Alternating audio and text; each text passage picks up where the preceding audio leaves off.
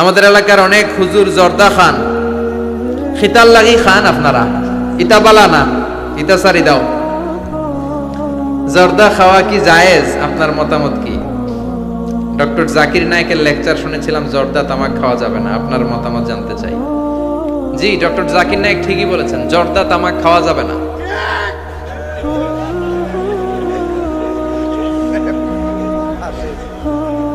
জর্দা তামাক খাওয়া যাবে না, কারণ সিগারেট খাওয়া হারাম, তাই না? যদিও অনেকে হারাম বলতে চায় না, মাকরুহে তাহরিমি বলে। মাকরুহে তাহরিমি বললে তো একই কথা, করিবুন ইলাল হারাম, হারামের কাছাকাছি। তো সিগারেটে যেটা পুরে পুরে খায়, আগুন দিয়ে পুরায় খায়, জর্দার মধ্যে ওটা আস্তে আস্তে চাবায় খায়। কথা বলেন।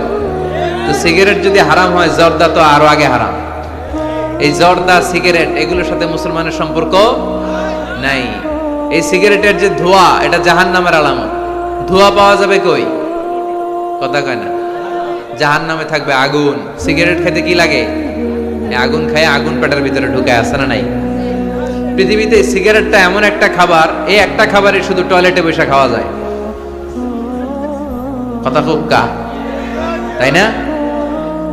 সিগারেট ছাড়া কোনো জিনিস কেউ কোনোদিন টয়লেটে বসে খায় না, শুধু সিগারেটই খায়। আবার সিগারেট হয় টোবাকো প্ল্যান্টস থেকে, মানে তামাক পাতা থেকে। তামাক গাছ আসেনি এখানে? তামাক গাছ যেখানে চাষ করে ওইখানে কোনো বেড়া দেওয়া লাগে না, ওটা ছাগলও খায় না। ছাগলেও খায় না, ছাগলও মুখ দেয় না। তো যেটা ছাগলে খায় না, ওইটা আশরাফুল মাখলুকাত খেতে পারে? কথা বলেন। আচ্ছা, পৃথিবীর এইটাই একমাত্র পণ্য যে পণ্যের গায়ে এই পণ্যের বদনাম আর দুর্নাম লেখা থাকে।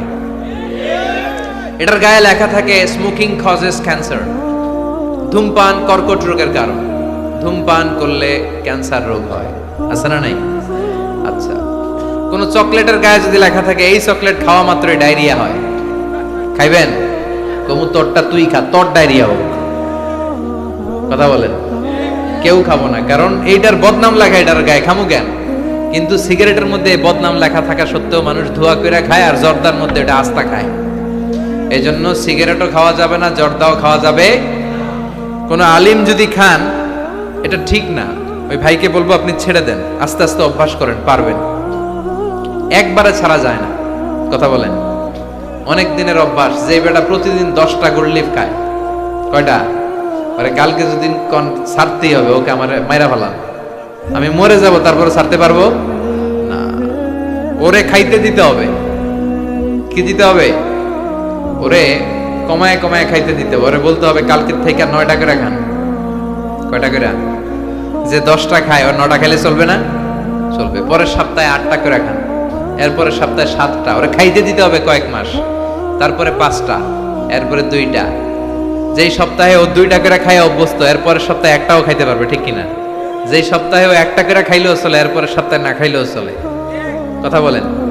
এই যে মদ হারাম হয়েছে গ্রাজুয়ালি, প্রথমে বলছে এটার মধ্যে কিছু উপকার আছে, ক্ষতি আছে, তবে উপকারের চেয়ে ক্ষতি বেশি। ইসমুহুমা আকবারু মিন নাফাইহিমা। সাহাবারা কয় তাইলে তো কমায় দিতে হবে।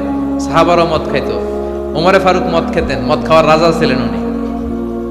এরপরে সাইয়েদনা আলী রাদিয়াল্লাহু তাআলা আনহু মদ খেতেন, সব সাহাবারা মদ খেতেন, কারণ তখন এটা জায়েজ ছিল, নিষেধাজ্ঞা আসে নাই। যখন বলা হলো ক্ষতি আছে বেশি, খাওয়া কমাই দিলেন। এরপর একবার সাইয়েদনা আলী রাদিয়াল্লাহু তাআলা আনহু মদ খেয়ে নামাজে দাঁড়াইছে, আর এরকম মাতলামি করতেছে, আর পড়তেছে আ'বুদু মা তা'বুদুন। লা আ'বুদু মা তা'বুদুনের জায়গায় মাতলামের জন্য কি পড়ে? আ'বুদু মা তা'বুদুন। লা আ'বুদু মা তা'বুদুনের অর্থ হলো, কাফিরেরা তোমরা যে মূর্তির পূজা করো আমরা ওটার পূজা করি না। উনি লা বাদ দিলে অর্থ হয়ে গেছে তোমরা যেটার পূজা করো আমরা ওইটারই করি। ভেজাল আছে না নাই? এখন নামাজের পরে সবাই যে ধরছে বিশ্বনবীরে, দেখেন আপনার জামাই কি করছে। তখন আয়াত নাজিল হলো, লা তাকরাবুস সালাতা ওয়া আনতুম সুকারা। মদ খাইও, তবে মদ খাইয়া নামাজে দাঁড়াইও না। তখন 5টা টাইমে মদ খাওয়া নিষেধ হয়ে গেল, কারণ নামাজ কয় ওয়াক্ত? 5 ওয়াক্ত খাইতে পারে না, রাতে ঘুমানোর আগে একটু খায়। এরপরে আল্লাহ ইন্নামাল খামরু ওয়াল মাইসির ওয়াল আনসাব ওয়াল আজলাম রিজসুম মিন আমালি শাইতান ফাজতানিবুহু। এরপর চিরকালের জন্য মদ জু আল্লাহ হারাম করে দিলেন। আল্লাহ একবারে হারাম করলে ভয়ঙ্কর অবস্থা হতো, আল্লাহ ধীরে ধীরে হারাম করলেন। তো যারা এই জর্দা সিগারেট খান, তারা আস্তে আস্তে কমাবেন।